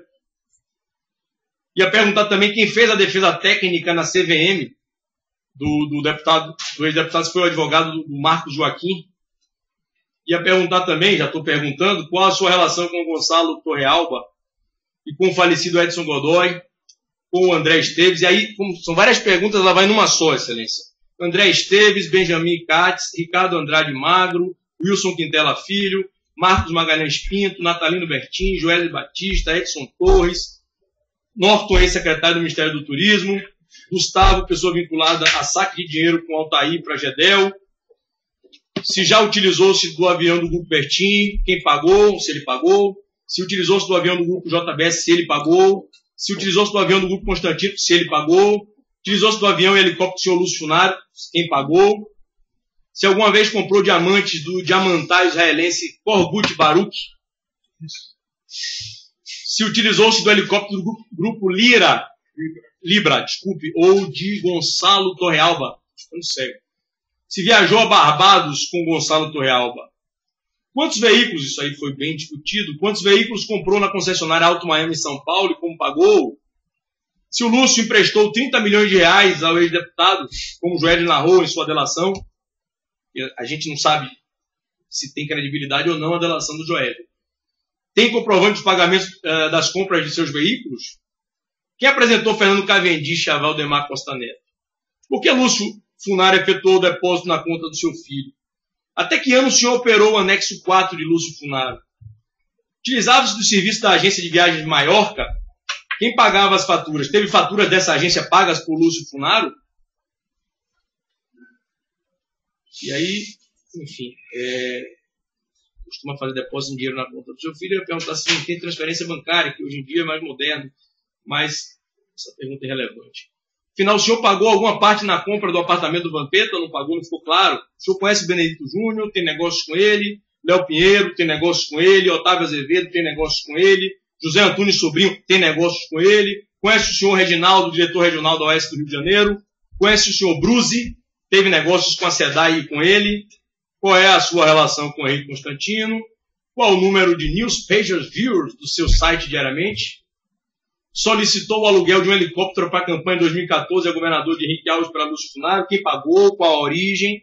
Senhor responsável pelas transferências recebidas por Fábio Cleto e Henrique Alves da Carioca Engenharia no Exterior? Conhece o Ricardo Pernambuco Júnior? Teve reunião com Natalino Bertin, Lúcio Funaro e Vacareza no Tivoli? Conhece a Deusdina da Caixa Econômica? Qual o motivo da sua viagem ao Paraguai? Só respondeu, me parece.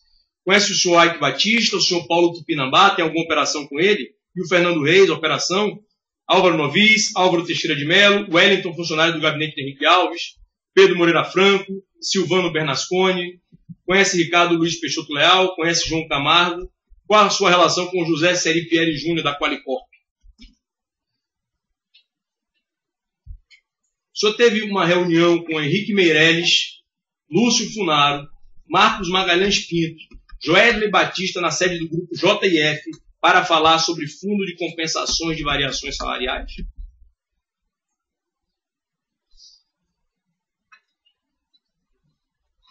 Olha como está rápido quando as coisas não têm resposta, tá vendo? Se o depoente confirma, é bom ficar claro, inclusive, que o meu cliente, sobre contas não declaradas, porque tenta-se enxovalhar aqui a delação com coisas fora do contexto, mas está claro, inclusive, nos termos da colaboração, de que qualquer tipo de conta vinculada a qualquer offshore, dentre as dezenas que o meu cliente possa ter esquecido por algum motivo, ele declarou na sua colaboração que dará perdimento, ou eventual abatimento ao valor da multa que lhe cabe pagar. Isso é importante ficar claro.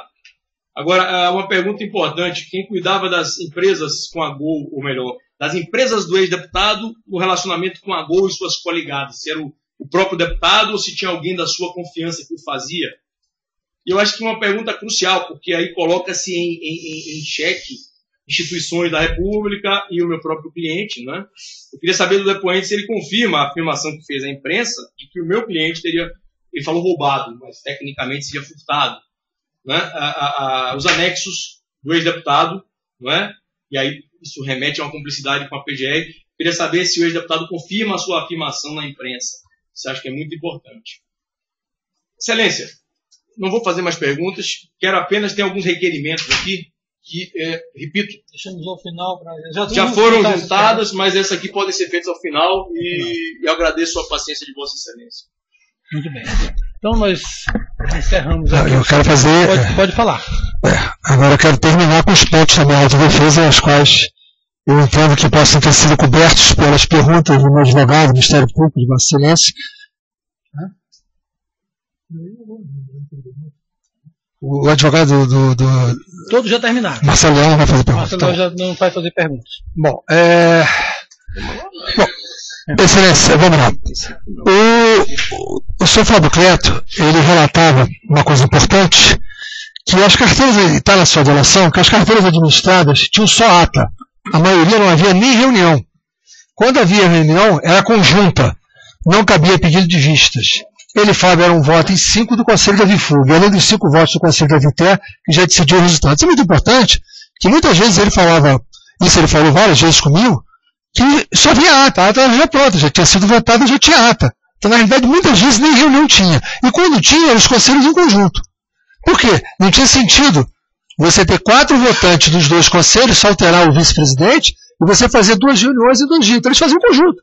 Então, não tem essa história de dizer que ele fala isso que ele falou é verdade. Aprovado no Conselho da Viter, virtualmente já estava aprovado no Conselho da Vifug. Ele falou claramente que isso já estava aprovado.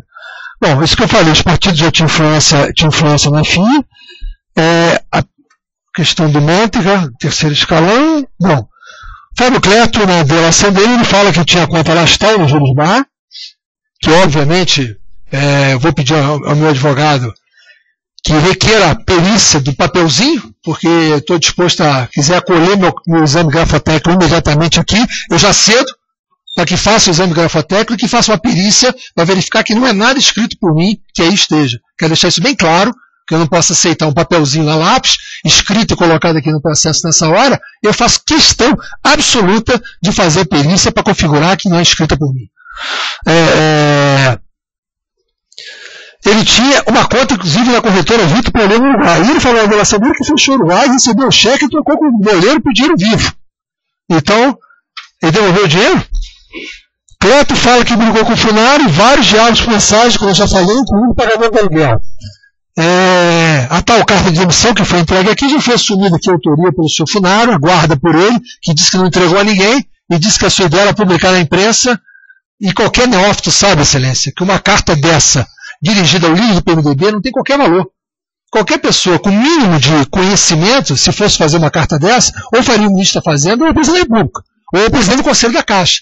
Mas jamais o líder do PMDB. Tem um papel. E uma carta dessa e nada, ela vale absolutamente a mesma coisa. Senhor Castelhano, eu quero entender o seguinte. Excelência, acabou o depoimento do réu, porque se vai seguir... Excelência, eu estou exercendo a minha autodefesa. Se vai reiniciar, está me reabrindo o direito. Não, eu estou fazendo a minha autodefesa. Não, veja bem, ele seriam umas considerações finais. Eu estou fazendo a minha autodefesa, Excelência. As considerações finais dele, sem perguntas. Na verdade... Excelência, eu não estou aqui no contraditório com o advogado de acusação. Eu estou aqui exercendo o meu direito de defesa. Porque, com a réu do relator, é advogado de acusação. Não, desculpa. Se uma Excelência me dá o direito. Eu não interrompi, Excelência. Observe. Doutor Marcelo Leal preocupado com as formalidades, doutor Télio preocupado com as formalidades quando interessa, mas Vossa Excelência é de convir. Este formato inexiste no Código de Processo Penal. Corretamente. Então, assim, eu tenho o direito, se o meu cliente for mencionado e que eu entenda que isso é verdade, eu posso fazer uma pergunta. Excelência, eu assisti o delator depor aqui falar o que quis, eu não interrompi nunca. Na hora regulamentar, deputado. Eu vou terminar na minha hora regulamentar, que se Vossa Excelência me demitir. Vossa Excelência não é o juiz agora? Veja bem, Vossa Excelência é o juiz agora? Pois não, então, por favor, submeta ao juízo. Ele não deixa de ter razão. É o seguinte, nós trabalhamos em formas de perguntas. É uma concessão que se faz ao réu ele fazer umas Excelência, não é a primeira vez que eu me ponho. A gente tem direito à autodefesa final para falar. Eu quero falar os pontos que eu entendi que não foram cobertos por perguntas para poder exercer meu direito de defesa. Eu quero concluir que, tradicionalmente, nós fazemos perguntas e, no final, o senhor vai fazer o senhor faz umas considerações finais. O senhor pode falar o que quiser. Agora, pontualmente, se o senhor mencionar, ele tem direito a uma espécie... A gente é só alongar. Excelência, aí é uma decisão de Vossa Excelência. O que eu quero fazer é só... Vossa Excelência é o juiz. Ele pode dizer o que ele quiser. Agora, o problema é esse. É que eu entendo que tem pontos que não foram cobertos pelas perguntas, que eu entendo que tem que ser esclarecido. Isso só pode fazer. Eu estou... Vários pontos eu cortei e foram abortados. Mas eu estou querendo cobrir os pontos que eu entendi que não foram tratados aqui. Para exercer meu direito de defesa pleno. Só isso, mais nada. Se ele quiser consignar 300 perguntas depois, é o problema dele. É o problema dele. Para mim, a consignação dele, e absolutamente, eu vou, obviamente, enfim, aí cabe a minha defesa técnica ver o que vai fazer, mas para mim não afeta absolutamente nada. É um show que eles querem fazer, faça o show. Não estou preocupado com isso. O senhor começa, mas só aí, vou ter que garantir pontualmente, tá, doutor? Não é pontual, ele já não é mais pontual. Se ele for, supor que ele se manifeste... Eu vou responder, esse é... de alguém... Como, na verdade, a gente está no formato atípico da Doravante, ou seja, depois de já feitas as perguntas... O formato já começou atípico no depoimento do seu Funari, você se permitiu inteiro, democraticamente... Totalmente fora dos autos. Não, estou nos autos, estou na delação. Todos estão na delação. Eu fiz uma pergunta que está na delação. Pois não, obrigado, Excelência. É mais, embora seja inusual, é mais pela ampla defesa? Não vou proibir de alguma coisa. Quero realçar aqui que o senhor Margoto falou na página 41 da sua delação, teria tido uma visita minha no escritório de Funaro, onde teria perguntado quem era o Fábio. Isso ninguém confirma. Nunca falei com o Margoto, nem sabia da existência dele. Que ele fala, como já falei na página 47, com acesso a minha era zero.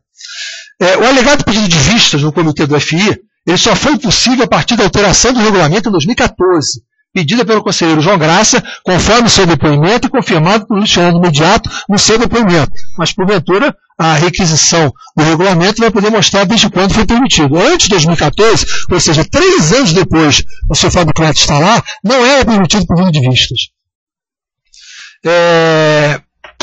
Fábio, como a gente já viu aqui, tratava de negócios com vários interlocutores por mensagem. Milton Ira, Rafael, Cássio de Mael, Camargo. Inclusive, outros negócios. Teve até intermediação com a JBS para exportar carne para o Gabão. As lavagens, eu já falei. Bom, essas lavagens do seu Fábio Cleto, nem a denúncia, apesar de imputar, estabelece que aquilo era pagamento de fruto de possível propina. Tem uma divergência das próprias planilhas apresentadas. O seu Fábio Cleto se acredita de todo o Porto Maravilha aqui, que ele diz que tinha 4%, fala 2 milhões e 100 na planilha dele. Por outro lado, é juntado na planilha outra que é atribuída, agora ele está dizendo que é atribuída ao seu funcionário, de 7 pagamentos de 280 mil. E a denúncia foi feita de 7 crimes de corrupção do Porto Maravilha, quase de 7 pagamentos da planilha. Então, quero deixar registrado que tem divergência das próprias planilhas apresentadas no seu funcionário e do seu Fábio Cleto.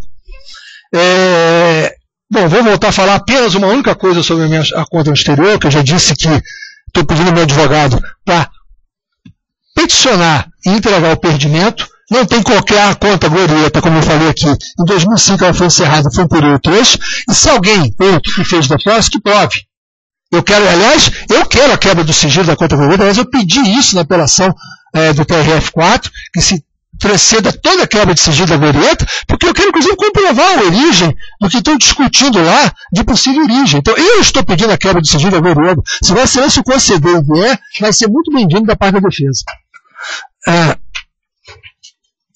E qualquer outra conta que não seja essa, do perdimento. Você agora de pegar na denúncia, como foi feito esse aqui, que está na denúncia de organização criminosa, pegar um pagamento da Odebrecht, que o doleiro da Odebrecht fala que pagava que a Odebrecht tinha um banco em Antigua e queria dizer que a conta da Antigua do PMDB, isso é um negócio tão absurdo, tão ridículo, não tem prova disso, a conta era do próprio operador lobista, doleiro da Odebrecht, e queria dizer isso atribuído a alguém do PMDB, tem que se provar, eu estou aqui, eu entrego aqui todo o perdimento de qualquer coisa que tem em qualquer lugar do mundo, que não seja a que esteja dentro da ação da 13ª Vara Federal.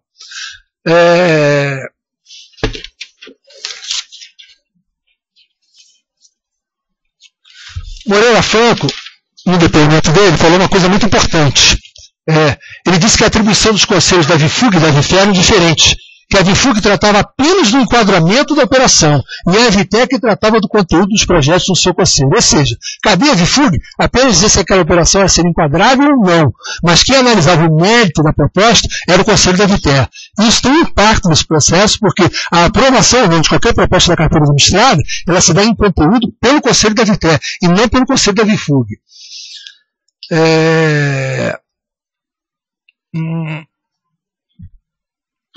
Bom, como eu já falei, a denúncia fala de Porto Maravilha, com Apolo, Sanetis, Rastec, BR Vias, Brado, Lança, Morumbi, Petrobras, CSN, Realma, Peixe Energia. Eldorado, ali em 3 casos debatidos que não fazem parte da acusação. LLX, OAS Raposo Tavares, e tem também a delação do Benedito Júnior, do Odebrecht Transporte, que fala do Odebrecht Transporte. E surgiu nova CIB pela delação do senhor funcionário. Agora, a denúncia é baseada em planilhas dos delatores. Mas à época, a PGR que fez a denúncia escolheu, já falamos isso aqui, quem ela ia denunciar. Em primeiro lugar, não há qualquer prova entre os relatores das acusações. Eles se confirmam e se contradizem com relação ao funcionário. A delação dele se aceitava qualquer coisa que ele falasse desde que me colocasse. A Odebrecht usa um sistema de computador com apelidos, onde a palavra deles vira verdade. O que é pior, nem no sistema dele eles encontram, não é o contrário, porque não está dizendo que era apresentador, me atribuiu um apelido, aquele apelido seria o Eduardo Cunha. Quer dizer, é essa a situação da Odebrecht. Inclusive, o delator Fernando Reis, quando depois, no termo de compromisso dele, número 24, ele fala que os sistemas da Odebrecht não eram precisos. Tem essa afirmação dele no TC24, quando tinha divergência de outras coisas, de outros pagamentos dele. Ele fala, o sistema, nem ele sabe que o sistema era preciso, ou apelido atribuído, e naquilo que o seu Benedito Júnior colocou com relação a mim, ele não encontrou os pagamentos que ele diz que pagou. Aí, perguntado pelo Ministério Público, ele diz o seguinte, se o deputado Eduardo Cunha não reclamou, eu presumo que ele tivesse recebido. Ou seja, a prova é a presunção. A prova não é o fato.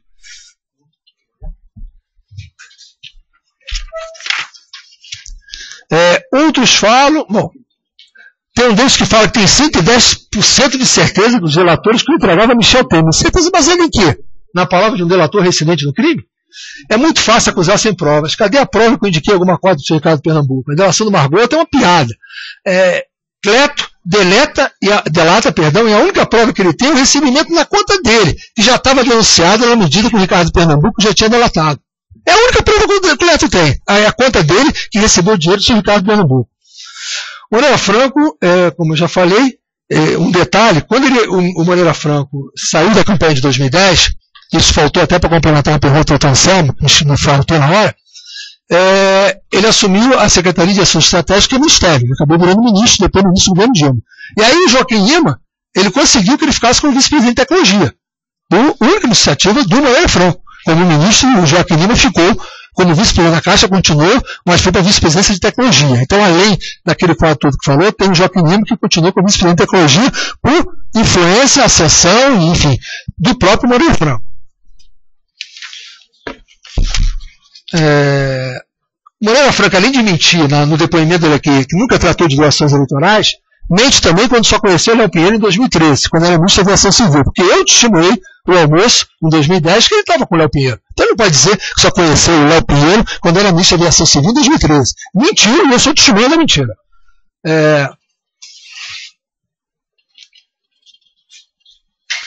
Benedito Júnior, nos seus termos de compromisso 26 e 27, ele fala dessa operação da Odebrecht Transporte, fala desses 13 milhões e meio, que era com o André de Souza, mas que deu o nome Quitação 2, que eram duas pessoas, não sabe quem são as duas pessoas, que o André de Souza nega, e fala também, no termo de doação, de contribuição eleitoral com base no Odebrecht Transporte PFI. Também, da mesma forma, não tem o registro, tem a transferência para o doleiro, e ele diz que a transferência do doleiro é minha. Está lá, está dando doação, está aqui. A planilha juntada, que faz parte da acusação, já falei do Porto Maravilha, o Cleto junto, então, foi o pagamento duplo do Porto Maravilha, foram 7 pagamentos que estão na planilha no final dos 280 mil, mais os 2 milhões e 100 que o Cleto disse que recebeu, e mais os 2 milhões e 155 mil dólares que ele recebeu da Carioca. Essa história está mais explicada. Ele fala na página 8, termo 25, isso que deduz que eu tenha recebido, o Benedito Júnior. Ele fala, e tem tanta contradição sobre essa data, que só para dar mais ênfase naquela situação do pagamento desse Israel Discount Bank, que foi em 10 de agosto de 2011, que o Benedito Júnior fala em vários momentos diferentes nos seus próprios depoimentos. Talvez fala que outubro, talvez fala que foi 5 ou 6 meses depois que o Cleto assumiu, mas o fato mais relevante é o Ricardo Pernambuco me pedir por e-mail a reunião em 16 de agosto, que é superior à data de 10 de agosto.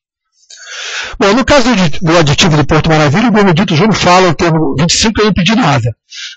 Isso está muito claro aqui dentro do depoimento dele. Vitor Hugo, funcionário da Vitéria denunciado na ação conexa, foi quem tratou de tudo no Porto Maravilha e ainda foi quem solicitou a alteração que levou à necessidade da nova votação. A atuação, já falei que prejudicou muito a cidade do Rio de Janeiro, essa monopolização. Marcos Vasconcelos fala, inclusive, sobre esse problema que teve com a prefeitura, de um atrito com a prefeitura, eu falei esse depoimento dele aqui, dizendo que uma declaração dada pelo Eduardo Paes, que a Caixa queria ganhar mais que o traficante de drogas. Usou esse termo aqui.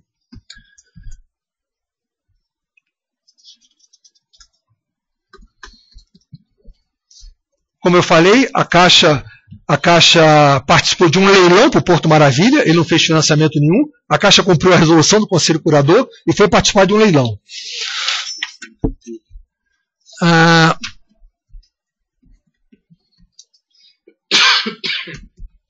O senhor Fábio Cleto, no depoimento dele aqui, disse que não sabia que tinha sido liberado tudo da Rastec. Os recursos, o administrador do recurso, o FGTS, era a Bifug. O gestor era o Viter. Toda vez que tinha um pagamento que tinha que ser feito, era passado da Bifug para a Viter. Foi o que eu entendi na instrução predatória. Então, se ele passou 245 milhões e não foi pago 245 milhões, 145 milhões voltaram. Como é que ele, como vice-presidente, não sabe que não tinha sido pago 245 milhões? Essa história está bem contada. Ele tinha a obrigação de saber, porque se o dinheiro, ele passou o dinheiro não foi pago, o dinheiro voltou. Ou ele provavelmente só passou 100 milhões, porque só pediram 100 milhões. É isso que deve ter acontecido, que foi o valor que foi liberado. Então tem aí uma desídia dele no conhecimento da sua atividade muito grande. E isso traz prejuízo à instrução predatória. BR Vias, o seu Funari, réu confesso do processo, falou que recebeu o pedido de adiantamento de 5 a 7 milhões da comissão para a campanha de Chalita, que seria 3% dos 300 milhões, ou seja, 9 milhões, e diz que emitiu nota deles. Cleto fala que se acreditou numa suposta planilha, a sua parte, e recebeu da Carioca Engenharia, que não tem qualquer lógica. Bom, ele se quiser apresentar as provas, de que eu participei e recebi dessa propina. Cadê os pagamentos que corresponderam ao adiantamento para a campanha de Xalita? Cadê a composição desses pagamentos? Está na hora de se apresentar toda a listagem para poder compor essa comissão que ele recebeu, como é que ela foi paga, até para poder mostrar a vinculação do que é e o que não é. Se eles são, eu confesso, são colaboradores e estou com essas afirmações, deve trazer todo o que se compõe os pagamentos que foram comprados disso, inclusive das empresas de Eduardo Assunção Dallas, do não sei o quê, enfim, qualquer coisa do gênero. Ele fala, o seu Funaro, na delação dele, que para Henrique Constantino adiantar a doação para a campanha de Xalita, ele teria me solicitado que Michel Temer telefonasse para agradecer o adiantamento. Fala também que assistiu a ligação, pois Henrique Constantino estava no seu escritório. Bom, o fato mentiroso a gente pode comprovar. É só a gente requerer a quebra de sigilo, porque se estava no escritório do funcionário, a ligação foi pelo telefone celular. Então, vamos quebrar o sigilo no telefone celular do senhor Henrique Constantino e vamos ver se tem alguma ligação do senhor Michel Temer. Se tiver, ele falou a verdade, se não tiver, ele falou mentira. Então é uma forma fácil de a gente poder comprovar se o que ele falou é verdade ou não é. Esse fato não aconteceu. Eu não pedi a Michel Temer para telefonar para Henrique Constantino. Eu falei até aqui que marquei uma audiência, eu acompanhei Henrique Constantino na audiência com o Michel Temer e falei o assunto que foi tratado. Agora, ligar para agradecer adiantamento para a campanha de Xalita, isso é mentira, não aconteceu. Misturar o patrocínio do meu site com o recebimento de algum acerto nesse assunto não tem lógica, o patrocínio foi por 30 meses, de agosto de 2012 a junho de 2015. Durante esse período, Funaro recebeu por notas das suas empresas de terceiros, como a tal Dallas, dentre outros, valores superiores, bem superiores, ao acordo que ele diz ter feito de propina com a BR Vias, que foram 3% do financiamento que foi colocado da BR Vias de 300 milhões. Isso é fácil de ver, além dos valores do lado da Xalita, que ele diz ter dado. Além disso, o Funaro fala na sua delação de 3 supostos casos de recebimento de vantagem de no grupo de Constantino e atribui o meu patrocínio aos 3 eventos, seja, BR Vias, exoneração da Folha e ICMS de Brasília. Os 3 eventos ele fala a mesma coisa. Ele não detalhou o montante de cada acerto, a forma de recebimento específica de cada acerto e ainda o período de cada fato. Os eventos a que ele se referiu, além do assunto do BR Vias, seriam esses que eu falei. Desoneração da Folha e redução de ICMS. A Gol foi questionada, publicou explicações públicas na imprensa, acabou firmando acordo de leniência e pagou uma multa de 12 milhões de reais sobre esses valores juntados pela minha defesa nos autos. Moro do B, os depoimentos de Cleto Margoto falam que eu não participei, não soube e teria sido enganado. LLX eu já falei, que o do Ike Batista. Cleto confirma o recebimento da LLX, via Carioca. O Debest é um trabalho no Porto do Açu. Eldorado entrou com valor maior, levou pau. Não sabia de viagem a Caribe de Fábio Cleto com o Joesne. Eu até acho que eu vi que ele viajou com ele algumas vezes, acho que para Nova York, sei lá o quê, na época eu acho que tinha. Mas isso é normal, agora o Fábio Cleto viajar, o seu João Batista realmente não era ético, ele estava no poder de decidir no financiamento e não poderia ter viajado.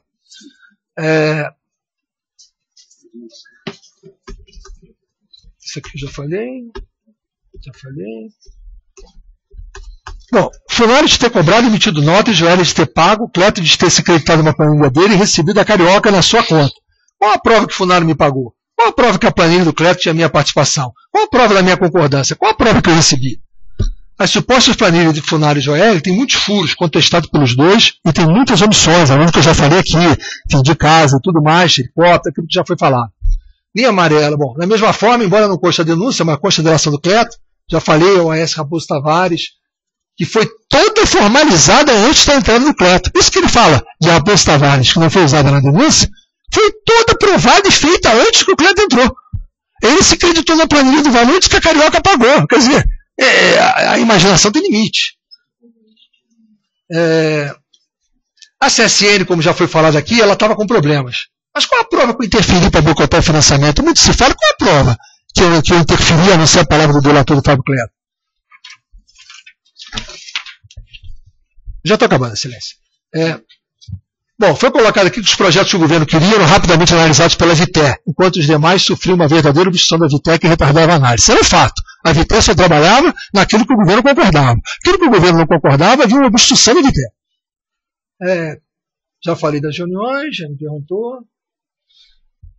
Já. Bom, houve aqui uma menção no depoimento que houve uma ameaça ao Hereda na última reunião.